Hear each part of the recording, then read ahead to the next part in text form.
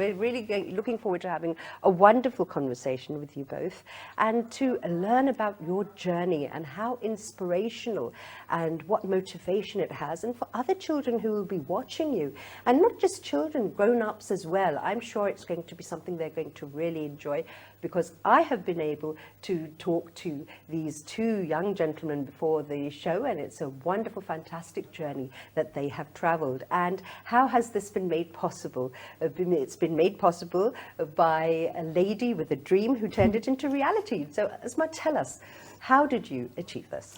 All right, so I've been a teacher, as you said, for more than 25 years, and I've been associated with some of the best schools, private schools in Pakistan, and I've had the privilege of teaching at various cities in Pakistan. However, you know, while going to work every day throughout this journey of teaching so many years, I would look at all these kids, you know, on the streets living purposeless lives, and I would just wonder what's in store for them.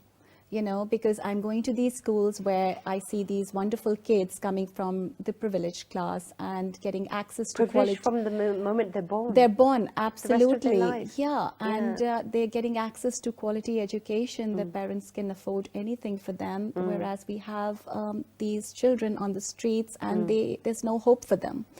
So as one person, I mean, I just used to wonder what I could do in my own capacity to help these children. And I think it was more like a vision than a dream, where I could see myself teaching kids from the underprivileged background and turning them into valuable human beings, you know, so that they could be an asset for our country and not a liability anymore. Because if you look around and you see these kids, because I'm sure they all have a hidden talent somewhere inside of them. Of course. But because of not getting any access to any sort of platform, it remains undiscovered. That's so you'll agree with me when, you know, you hear people calling people criminals and rapists and thieves and robbers and blaming them for all that they've done or committed, you know. But nobody seems to think as to what circumstances actually led these individuals to commit such acts in the future, because they might have been kids. They might have lost a parent at a very young age, and it might be possible that they did not get any direction or guidance. Or maybe they were victims themselves. And they could have been victims themselves, because I have kids with me at the center who have been garbage pickers. And they've been so vulnerable. They've been exposed to so much evil, and they've had experiences that would, you know, that would pain you. If you heard them, it would just, you know, pain you so much.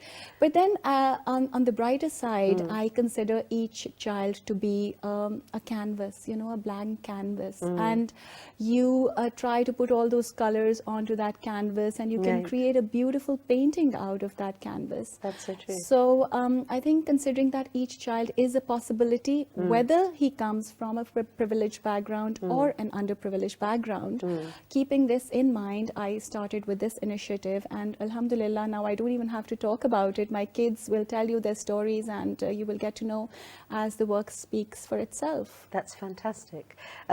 So, you know, these are children who were brought to your school, and you brought to your shelter? Yeah, initially. Sorry. Right, yeah.